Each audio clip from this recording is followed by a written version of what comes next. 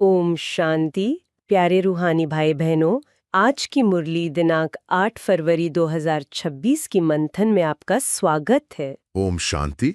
आज बाप दादा हम बच्चों को अपने नव जीवन के साथ इस नए वर्ष में देख बहुत स्नेह से, बहुत प्यार से निहार रहे थे। जी, ऐसा लगता है जैसे बाबा की दृष्टि में कितना प्यार और कितनी उम्मीदें होती हैं हम बच्चों के लिए। बिल्कुल।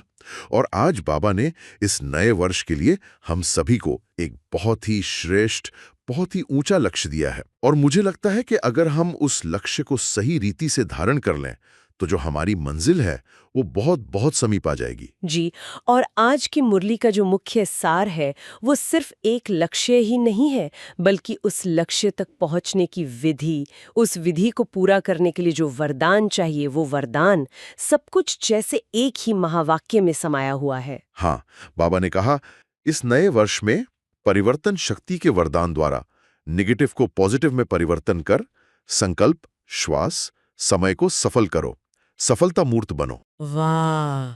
इस एक महावाक्य में बाबा ने जैसे पूरी यात्रा का, पूरे वर्ष के पुरुषार्थ का नक्शा ही दे दिया है। बिल्कुल। देखिए हर शब्द में कितनी गहराई है। सबसे पहले बाबा ने परिवर्तन शक्ति को एक वरदान के रूप में याद दिलाया। मतलब ये हमारी अपनी मेहनत से उत्पन्न नहीं होती, ये तो बाबा का दिया हुआ एक तोहफा है, एक गिफ्ट है। जी हाँ, अधिकार से लेने वाली चीज है। अधिकार से लेने वाली। और उसका उपयोग कहाँ करना है? सबसे बड़ी चुनौती पर, नेगेटिव को पॉजिटिव में बदलने में। और उसके लिए साधन भी बता दिए। साधन क्या है? हमारे अपने ही 3 खजाने, हमारे संकल्प, हमारे श्वास और हमारा समय। जब हम इन्हें सफल करेंगे तो परिणाम क्या होगा? हम सफलता मूर्त बन जाएंगे। मतलब सफलता हमारा स्वरूप बन जाएगी। हमें सफलता के पीछे भागना नहीं पड़ेगा। सफलता हमारे पीछे आएगी। कितनी स्पष्टता है बाबा के महावाक्यों में। बिल्कुल। तो चलिए आज बाबा की इन्हीं मीठी गहरी शिक्षाओं के सागर में कुछ गोते लगाते हैं, कुछ रत्न निकालने की कोशिश करते हैं। आज बाबा ने मुरली की शुरुआत ही नवजीवन और नवयुग की खुशखबरी से की है। बाबा ने हम बच्चों को याद दिलाया कि हमारा ये ब्राह्मण जीवन कोई साधारण जीवन नहीं है। नहीं, बिल्कुल नहीं। यह तो नवयुग बनाने के निमित्त है। जी। और बाबा ने बहुत सुंदर तुलना की कि दुनिया में लोग नए साल पर एक दूसरे को बधाई देते हैं, है ना? जी, हैप्पी न्यू ईयर कहते हैं। हैप्पी न्यू ईयर कहते हैं। लेकिन वो है क्या? वो वास्तव में सिर्फ कैलेंडर का एक पन्ना पलटना है। कल 31 दिसंबर था, आज 1 जनवरी है। उससे जीवन में कोई वास्तविक परिवर्तन तो आता नहीं है। सही कहा। लेकिन हम ब्राह्मण बच्चे, हम सिर्फ बधाई नहीं देते, हम तो सारे विश्व को, सारी मनुष्य आत्माओं को खुशखबरी देते हैं। बहुत बड़ी खुशखबरी। कि देखो, नवयुग, सतयुग, स्वर्णिम दुनिया अब आया कि आया। हमारी बधाई सिर्फ एक शुभ कामना नहीं, यह एक अटल निश्चय की घोषणा है, एक सत्य का प्रमाण है जो हम दुनिया को दे रहे हैं। और इसी निश्चय के नशे को, इसी खुशी को पक्का करने के लिए बाबा ने हमें हमारे वर्षे की याद दिलाई। जी। बाबा कहते हैं कि मैंने तुम्हें गोल्डन दुनिया की गिफ्ट तो एडवांस में ही दे दी है। ये कोई भविष्य का वायदा नहीं है, ये कोई ऐसी बात नहीं कि मिलेगा। नहीं, मिल चुका है। मिल चुका है। ये हमारा जन्मसिद्ध अधिकार है जो हमें अभी इसी समय प्राप्त हो गया है। सही कहा। और बाबा चाहते हैं कि ये नशा, ये निश्चय हमें हर पल रहे।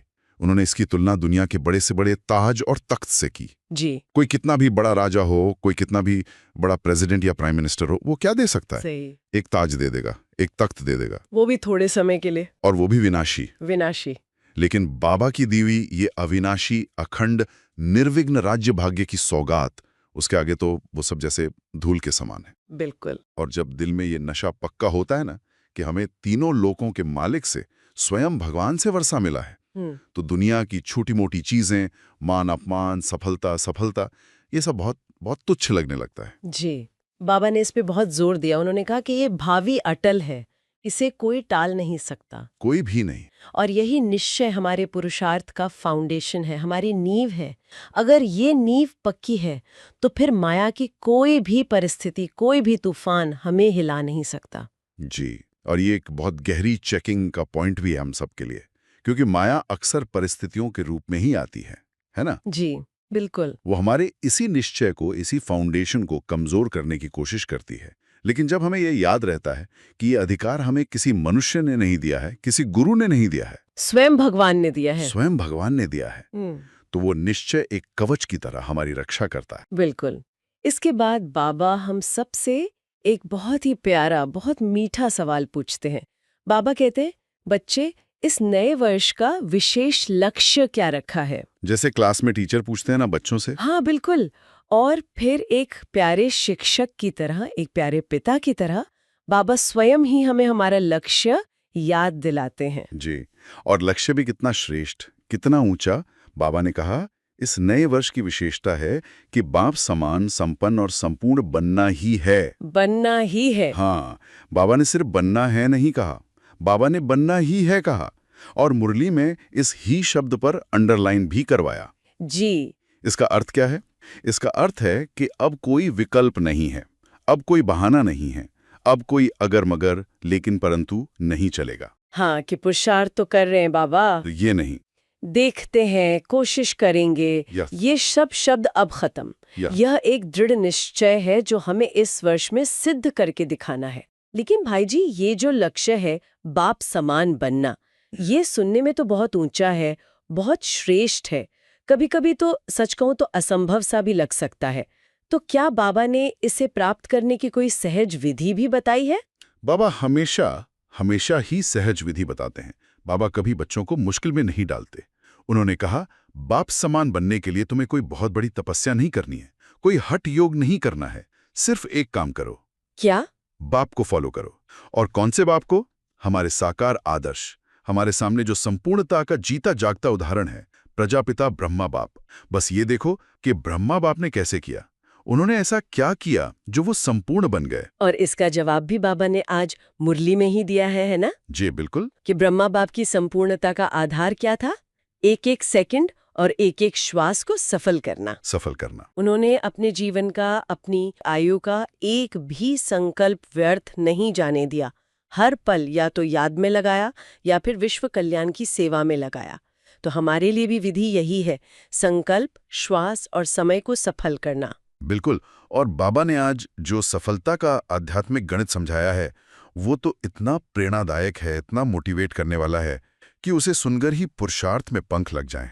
जी। बाबा कहते हैं कि इस एक छोटे से संगम युगी जन्म में, इस पुरुषोत्तम संगम युग पर हम जो भी कुछ सफल करते हैं, उसका रिटर्न, उसका फल हमें 21 जन्मों तक मिलता है। 21 जन्मों तक? ये एक ऐसा इन्वेस्टमेंट है, एक ऐसी एफडी है जिसका रिटर्न मल्टी मिलियन गुना है, कोई सोच भी नहीं सकता। ये बात बहुत गहराई से समझने वाली है। ये सिर्फ एक भविष्य का आश्वासन नहीं है, ये तो हमारे वर्तमान के हर पल की, हर सेकंड की कीमत को अनंत गुना बढ़ा देता है। बिल्कुल, जैसे बाबा ने एक एक करके बताया। बाबा ने कहा, अगर हम अभी अपना समय सफल करते हैं, यानी व्यर्थ बातों में, व्यर्थ सोचने में समय नहीं गवाते, तो भविष्य में 21 जन्मों तक हमें संपूर्ण आयु का, संपूर्ण सुख का राजभाग्य मिलता है। वाह! कोई अकाल मृत्यु नहीं होगी, कोई बीमारी से बीच में शरीर नहीं छूटेगा, पूरे समय तक हम राज्य करेंगे। फिर बाबा ने श्वास सफल करने की बात की। जी, अभी का हर श्वास जो हम बाबा की याद में लेते हैं या ईश्वरी सेवा में सफल करते हैं, वो हमारे 21 जन्मों के स्वास्थ्य की गारंटी बन जाता है। Health insurance? 21 जन्मों का हेल्थ इंश्योरेंस। हमें ऐसी कंचन काया मिलती है जिसमें बीमारी का नाम निशान तक नहीं होता। आज की दुनिया में लोग अच्छे स्वास्थ्य के लिए क्या क्या नहीं करते, कितनी मेहनत करते हैं, और यहाँ बाबा हमें 21 जन्मों की गारंटी दे रहे हैं। और सबसे बड़ी बात, ज्ञान का खजाना, जिसे बाबा ने आज समझ शब्द से जोड़ा है। जी, ये बहुत सुंदर पॉइंट था। जब हम इस ज्ञान को अपने जीवन में सफल करते हैं, यानी उसे सिर्फ सुनते नहीं बल्कि धारण करते हैं, उसका स्वरूप बनते हैं, तो भविष्य में हम इतने समझदार और निर्णय लेने में इतने कुशल बन जाते हैं कि हमें अपना राज्य चलाने के लिए किसी वजीर या सलाहकार की जरूरत ही नहीं पड़ती। बिल्कुल। हमारा हर निर्णय, हर कर्म स्वतः ही श्रेष्ठ होता है, जिससे हमारा राज्य अखंड, अटल और निर्विघ्न चलता है। कोई ऑपोजिशन ही नहीं होती। वाह! और इसी तरह शक्तियों और गुणों का भी है। अभी जो हम 8 शक्तियों को समय पर कार्य में लगाकर सफल करते हैं, उससे भविष्य में प्रकृति सहित सर्व शक्तियां हमारे अधीन होती हैं, दास दासी बन जाती हैं। और गुणों का? और अभी जो हम गुणदान करते हैं, हर आत्मा के प्रति शुभ भावना रखते हैं, किसी के अवगुण न देखकर गुण देखते हैं, उसका फल ये मिलता है कि 84 जन्मों के बाद भी जब हम जड़ चित्र बन जाते हैं, तब भी हमारी महिमा सर्वगुण संपन्न, 16 कला संपूर्ण कहकर गाई जाती है। सोचिए, एक जन्म की धारणा का प्रभाव कितने लंबे समय तक, कितने जन्मों तक चलता है। सच में, ये गणित अगर बुद्धि में बैठ जाए तो एक भी सेकंड व्यर्थ गंवाने का मन ही नहीं करेगा ही नहीं। हर पल ऐसा लगेगा जैसे हम अपने भविष्य के महल की, अपने 21 जन्मों के भाग्य की एक एक ईंट रख रहे हैं। बिल्कुल। लेकिन कई बार ऐसा होता है कि हम ये सब जानते हैं, हम चाहते भी हैं, लेकिन फिर भी हमसे गलतियां हो जाती हैं। बच्चे अक्सर बाबा को पोता मेल में लिखते हैं, बाबा चाहता तो नहीं था लेकिन हो गया। इस पर भी बाबा ने आज बहुत प्यार से, बहुत युक्ति से समझाया है। जी, और बाबा ने बहुत स्पष्ट कहा कि ये हो गया का खेल अब बंद करो। ये कहना ही इस बात का सबूत है कि हमारी अपनी कर्मेंद्रियों पर मालिकपन नहीं है। हम उनके प्रभाव में आ जाते हैं, उनके वश हो जाते हैं। तो इसका समाधान क्या है? बाबा कहते हैं इसका समाधान है, सिर्फ सोचो नहीं, स्वरूप बनो। हम बहुत सोचते हैं कि मैं शांत स्वरूप आत्मा हूं, मैं मास्टर सर्वशक्तिमान हूं। सोचने से काम नहीं चलेगा, उस स्वरूप में स्थित हो जाओ। स्थित हो जाओ। जब हम अपने स्वमान के स्वरूप में स्थित हो जाते हैं कि मैं मास्टर सर्वशक्तिमान आत्मा हूं, मैं इन कर्मेंद्रियों की मालिक हूं, तब ये हो गया शब्द समाप्त हो जाता है। फिर हम वही करते हैं जो हम करना चाहते हैं, जो श्रेष्ठ है, जो बाप समान है। मतलब स्थिति में स्थित होना ही समाधान है। बिल्कुल।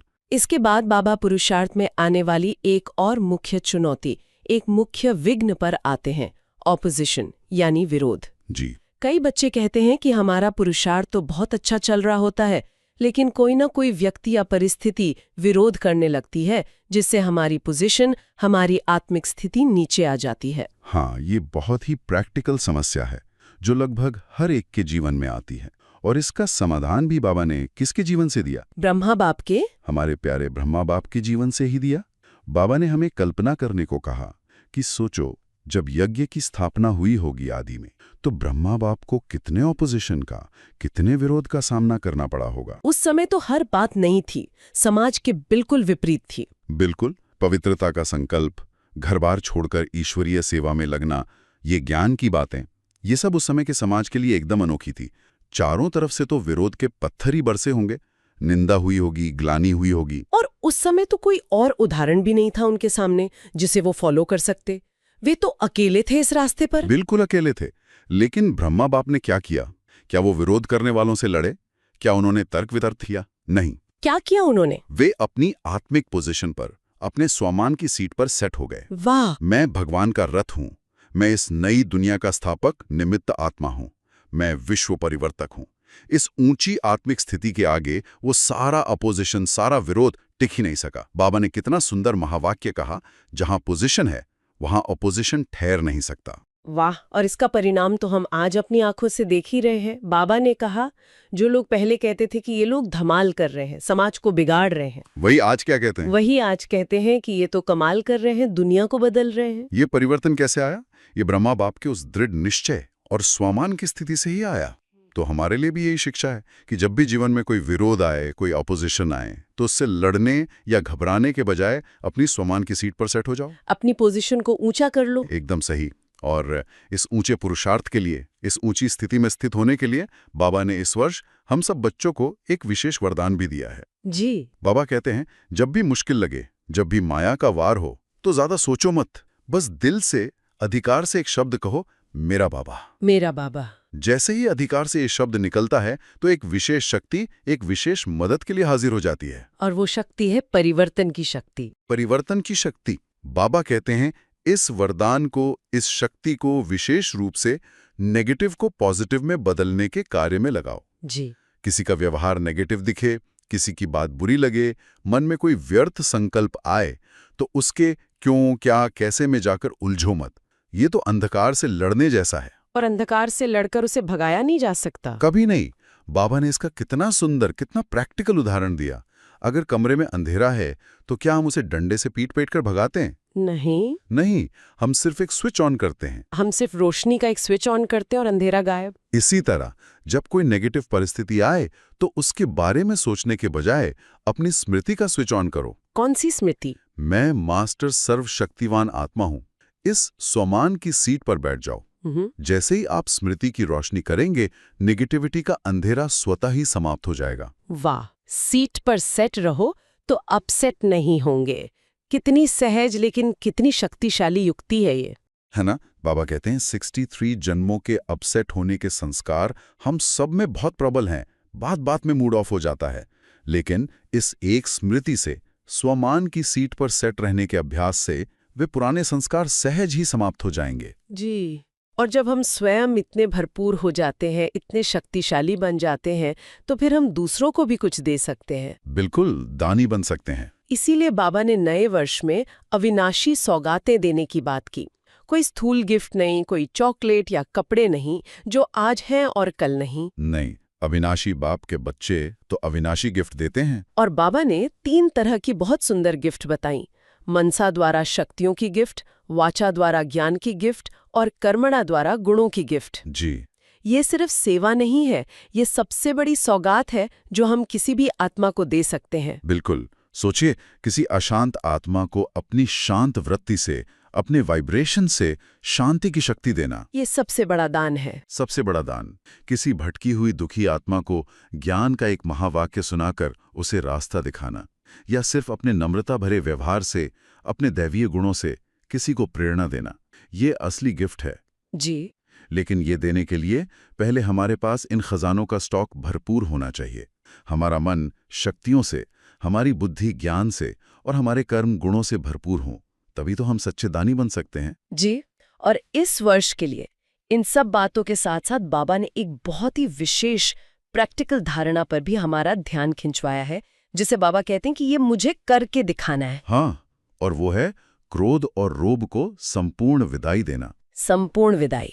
बाबा कहते हैं, चाहे कोई कितनी भी बड़ी गलती करे, कोई कितनी भी उल्टी सीधी बात हो जाए, लेकिन हमारा चेहरा कभी रोब वाला नहीं होना चाहिए। सदा मुस्कुराते रहो, किसी को भी देखें तो खुश होकर देखें, चेहरे पे स्नेह और रहम हो, रोब नहीं। पर कई बार हमें लगता है, खासकर जब हम किसी सेवा के स्थान पर होते हैं या परिवार में बड़े होते हैं, कि अगर थोड़ा रोब से, थोड़ी सख्ती से नहीं बोलेंगे तो कोई बात मानेगा नहीं, कोई सुधरेगा नहीं। इसी संकल्प को, इसी मान्यता को बाबा ने आज गलत ठहराया। बाबा कहते हैं, ये तुम्हारा वाइब्रेशन ही गलत दिशा में जाता है। जब तुम सोचते हो कि ये ऐसे नहीं सुधरेगा, तो तुम्हारे वाइब्रेशन भी वहीं जाते हैं और वो आत्मा और ज्यादा बिगड़ती है। जी। बाबा ने एक सीधा सवाल पूछा, क्या क्रोध करने से आज तक कोई सुधरा है? कोई नहीं सुधरता, बल्कि वो और चिढ़ जाते हैं। और चिढ़ जाते हैं, मन में विरोध करने लगते हैं। तो फायदा तो कुछ हुआ नहीं, नुकसान ही हुआ। इसलिए बाबा कहते हैं, इस वर्ष ये परिवर्तन करके दिखाओ। क्रोध और उसके जो सूक्ष्म बच्चे हैं, यानी रोब, गुस्सा, चिड़चिड़ापन, इन सब को संपूर्ण विदाई दे दो। बाबा इसके लिए विशेष प्राइज भी देंगे। वाह, सदा मुस्कुराता हुआ चेहरा ही सबसे बड़ी सेवा है और सबसे बड़ा पुरुषार्थ है। ये थे मुरली के कुछ अनमोल गहरे महावाक्य। अब हम आज के वरदान की ओर चलते हैं। जी, आज बाबा का वरदान भी बहुत शक्तिशाली है। बाबा कहते हैं, हर एक की राय को रिगार्ड दे, विश्व द्वारा रिगार्ड प्राप्त करने वाले बालक सो मालिक भव। कितना गहरा और कितना प्रैक्टिकल वरदान है। बाबा हमें विश्व से रिगार्ड यानी सम्मान प्राप्त करने का अधिकारी बना रहे हैं, लेकिन उसकी विधि क्या बता रहे हैं? विधि बहुत सरल है। पहले हर एक को रिगार्ड दो। हर एक को? हर एक को, चाहे कोई छोटा हो, बड़ा हो, नया हो, पुराना हो। उनकी राय हमें सही लगे या गलत, वो बात की बात है, लेकिन पहले उनकी भावना का, उनके बोलने का सम्मान करना है। जी। किसी की राय को ठुकराना, किसी की बात को काटना, गोया उस आत्मा का अपमान करना है। बाबा ने कहा, अगर किसी की बात व्यर्थ भी है, आपको पता है कि ये सही नहीं है, तो भी पहले उसे सम्मान दो। कहो, हाँ, आपकी राय बहुत अच्छी है। फिर प्यार से शिक्षा दो कि लेकिन अगर हम इसे ऐसे करें तो शायद और अच्छा होगा। वाह, कितनी सुंदर युक्ति है। जब ये हर आत्मा को सम्मान देने का संस्कार हमारे अंदर भर जाएगा, तो हमें मांगने की जरूरत नहीं पड़ेगी, विश्व से स्वतः ही रिगार्ड मिलेगा। और इसके लिए बाबा ने कहा, बालक सो मालिक की स्थिति में स्थित रहो। इसका क्या अर्थ है? बालक जैसा निरहंकारी, भोला, और मालिक जैसा जिम्मेवार, शक्तिशाली, इन दोनों का बैलेंस। बिल्कुल। अब आज के स्लोगन पर आते हैं, जो इसी वरदान से बहुत खूबसूरती से जुड़ा हुआ है। जी, आज का स्लोगन है, मस्तक पर सदा साथ स्मृति का तिलक लगाना, यही सुहाग की निशानी है। वाह, जब हमारे मस्तक पर यानी हमारी बुद्धि में सदा ये स्मृति का तिलक लगा हो कि सर्वशक्तिमान बाप, मेरा बाबा मेरे साथ है, हर पल साथ है, तभी हम हर आत्मा को रिगार्ड दे पाएंगे। तब अहंकार आएगा ही नहीं कि मैं सही हूं, तुम गलत हो। तब हम बालक जैसे निर्विकारी और मालिक जैसे शक्तिशाली महसूस करेंगे। बिल्कुल। ये 7 की स्मृति ही हमें हर नेगेटिव को पॉजिटिव में बदलने की शक्ति देती है। और बाबा कहते हैं यही एक सुहागिन आत्मा की, एक योगी आत्मा की सच्ची निशानी है। सही कहा। सुहागिन सदा भरपूर होती है, सजी सजाई रहती है, और हमारी ब्राह्मण आत्माओं की सच्ची सजावट यही याद का तिलक है। बिल्कुल। अब हम आज के अव्यक्त इशारों पर चलते हैं। जी, आज के अव्यक्त इशारे भी बहुत महत्वपूर्ण हैं। बाबा ने कहा, एकता और विश्वास की विशेषता द्वारा सफलता संपन्न बनो। बाबा ने सेवा में सफलता के लिए या किसी भी कार्य में सफलता के लिए एकता और विश्वास को मुख्य आधार बताया है। जी, और एकता लाने के लिए 2 बहुत सुंदर सूत्र दिए हैं। एक नामी बनो। एक नामी यानी हर कर्म में, हर सफलता में एक बाप का नाम लो। मैंने किया, मेरी वजह से हुआ, मेरा आइडिया था। इस भावना को समाप्त कर दो। जब सब एक का ही नाम लेंगे तो टकराव स्वतः ही समाप्त हो जाएगा और एकता आ जाएगी। वाह। और दूसरा सूत्र है इकोनॉमी करो। इकोनॉमी यानी किफायत। हाँ, किफायत करो। किस चीज की? अपने संकल्प की, अपने समय की और अपने ज्ञान खजाने की। जब हम व्यर्थ से बचकर हर खजाने को किफायत से बहुत संभाल कर इस्तेमाल करते हैं तो हमारी शक्तियां जमा होती हैं और हम एक मत होकर एक दिशा में कार्य कर सकते हैं। जी। बाबा कहते हैं जब सभी इकोनॉमी और इकोनॉमी वाले बन जाएंगे तो सारी भिन्नताएं एक बाप में समा जाएंगी और सफलता आपके गले का हार बन जाएगी। वाह, कितना सहज और कितना शक्तिशाली सूत्र है संगठन में एकता लाने के लिए। चलिए बाबा के इन अनमोल रत्नों को अपने स्वरूप में लाने के लिए कुछ स्वमानों का अभ्यास करते हैं। मैं कहूंगी और आप सभी भाई बहनें मन ही मन इसे दोहराएं और इस स्थिति को गहराई से महसूस करने का प्रयास करें। जी बिल्कुल। मैं सफलता मूर्त आत्मा हूँ, सफलता मेरा जन्मसिद्ध अधिकार है। मैं बाप समान संपूर्ण और संपूर्ण आत्मा हूँ। मैं मास्टर सर्वशक्तिवान हूँ, परिवर्तन मेरी सहज शक्ति है। मैं विश्व परिवर्तक आत्मा हूँ, स्व परिवर्तन द्वारा विश्व परिवर्तन मेरा कर्तव्य है। मैं गुणमूर्त, ज्ञानमूर्त, शक्ति स्वरूप आत्मा हूँ। तो आज बाबा ने हमें नए वर्ष में बाप समान बनने का ये श्रेष्ठ लक्ष्य दिया और उसे प्राप्त करने की बहुत ही सहज विधि भी बताई। आधार है हमारे साकार आदर्श ब्रह्मा बाप को फॉलो कर हर श्वास, संकल्प और समय को सफल करना। जी। इसके लिए बाबा ने हमें वरदान भी दिया परिवर्तन की शक्ति का, जिसे हमें हर नेगेटिव परिस्थिति को, हर नेगेटिव संकल्प को पॉजिटिव में बदलने में प्रयोग करना है। युक्ति है अपनी स्वमान की सीट पर सेट रहना, जिससे हर अपोजिशन पार हो जाएगी। और सेवा है मनसा वाचा कर्मणा से सबको अविनाशी सौगातें देना। और विशेष रूप से इस वर्ष क्रोध और रोब को संपूर्ण विदाई देकर सदा मुस्कुराते रहना से अपने जीवन में धारण करें और दूसरों को भी प्रेरित करें। अपने विचार या अनुभव कमेंट में साझा करें ताकि अन्य आत्माओं को भी शक्ति मिले। याद रखें, हर शुभ संकल्प ही विश्व कल्याण की सेवा है। ओम शांति।